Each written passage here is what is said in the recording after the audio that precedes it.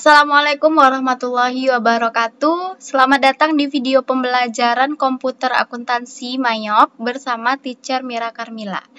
Oke, kali ini kita akan melanjutkan penginputan transaksi pada perusahaan PT Food Makmur Indonesia, lanjutan dari video sebelumnya. Ananda silakan kalian buka filenya PT Food Makmur Indonesia sehingga muncul tampilan command center seperti ini. Baik, kita lanjut ke bukti transaksi 21, adanya kas keluar yang dibayarkan kepada Bank BCA sejumlah 11 juta rupiah, yang mana untuk pembayaran angsuran utang bank ditambah dengan bunga bank. Untuk pengeluaran kas ini, perusahaan akan memilih di modul banking, kemudian dipilih spend money. Jangan lupa pay from account-nya itu diganti dengan kas bank, karena buktinya adalah bukti kas keluar, use account. Dan nomor bukti kas keluarnya yaitu BKK 124 pada tanggal 28 Desember 2010. Yaitu 11 juta rupiah. Untuk memo, yaitu keterangannya adalah pembayaran angsuran utang bank. Nah, akun yang terkait dengan transaksi ini adalah utang bank perusahaan, yaitu hutang bank BCA akan didebit sebanyak 10 juta rupiah. Kemudian untuk akun yang kedua yaitu beban bunga bank. Kita lihat di bawah yaitu ada beban bunga use account sebanyak 1 juta rupiah. Kemudian kita lihat di Ctrl R, maka jurnalnya adalah utang bank BCA di debit, beban bunga di debit, kemudian kas banknya di kredit 11 juta rupiah. Jika sudah benar, maka klik OK dan record. Baiklah, kita lanjut ke bukti transaksi 22, masih kas keluar, yang mana dibayarkan kepada bendahara kas kecil atas pengisian kembali kas kecil.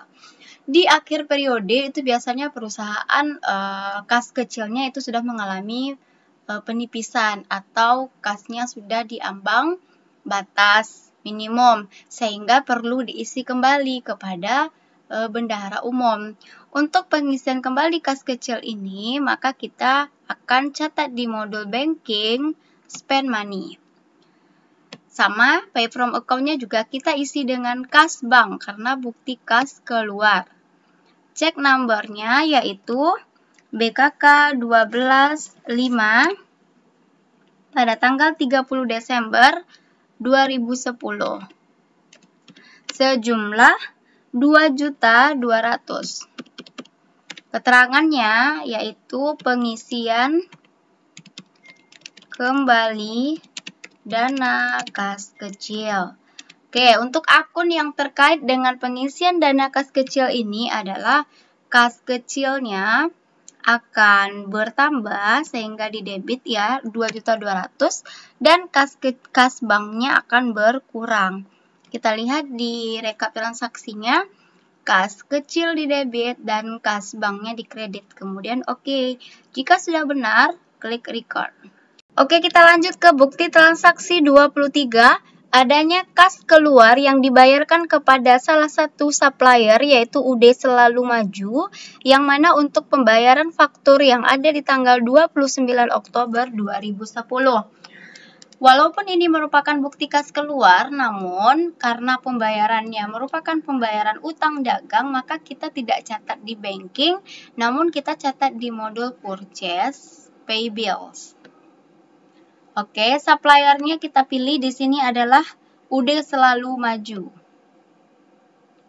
Use supplier, kemudian isikan nomor bukti kas keluarnya BKK 126 pada tanggal 30 Desember 2010 sejumlah 18.180.000 rupiah untuk pembayaran utang yang ada di tanggal 29 Oktober.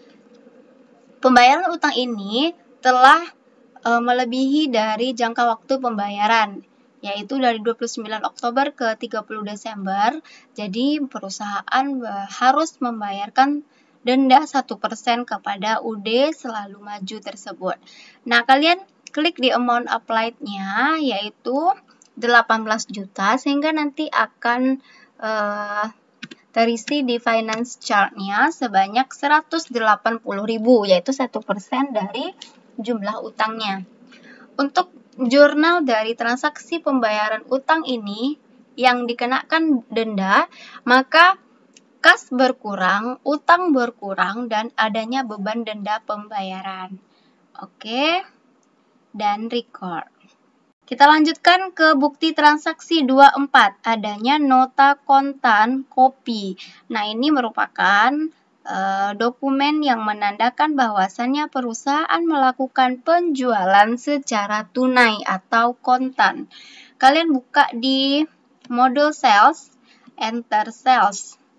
Customer-nya yaitu kepada CV Laris, use customer, dan nomor nota kontannya adalah NK12 1 pada tanggal 30 Desember 2010. Nah, barang apa yang dijual? Yang pertama adalah mie 1 sebanyak 1000 unit. 1000, kemudian kita pilih item number-nya atau barangnya salam mie goreng, yang mana harganya adalah Rp3.000. Kemudian lanjut ke baris yang kedua, yaitu menjual 1000 unit untuk mie 2. Kalian pilih itemnya mie 2, yaitu salam mie kari ayam yang harganya 2.900. Kemudian tap lagi ke baris yang ketiga, 2000 unit untuk mie 3 atau salam mie soto use item yang mana harganya adalah 3.100. Dan lanjut yang terakhir untuk baris yang keempat, menjual 2000 lagi mie 4 atau salam mie bakso spesial. Harganya yaitu Rp3.500.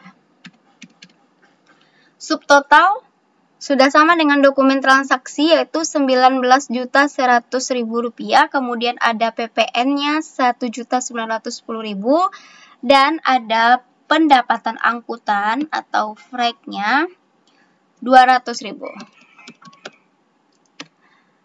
Oke, di sini total amount-nya menjadi Rp21.210.000. Oke, sebelumnya, karena ini merupakan bukti transaksi nota kontan, maka penjualannya secara tunai. Jangan lupa untuk paid today yang di bawah total amount ini kita isi. Berapa? Yaitu sebanyak total amount Rp21.210.000. Nah, sehingga balance due-nya itu menjadi 0.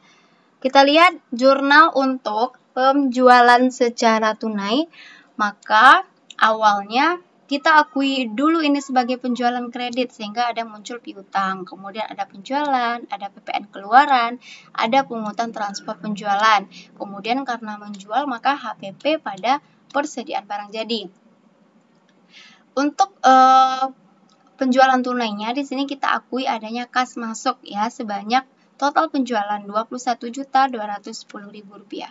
Oke, jika sudah benar maka kita klik record. Kita lanjut ke bukti transaksi 25, adanya bukti memorial yang mana pemakaian bahan baku produksi untuk pembuatan salam mie soto ayam.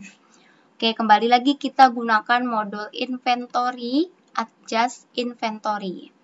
Inventory journal number-nya yaitu BM12-7 pada tanggal 30 Desember 2010.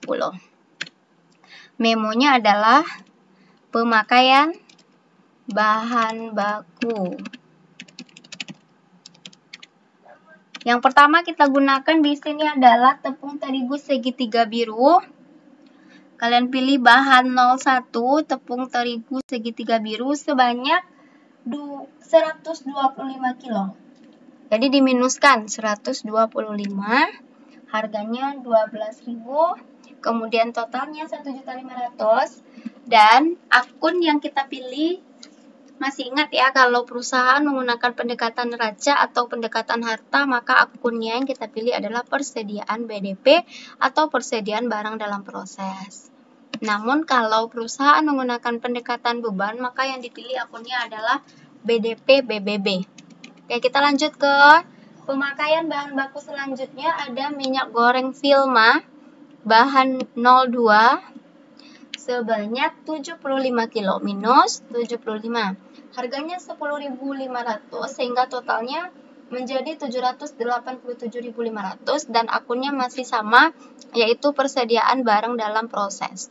Use account.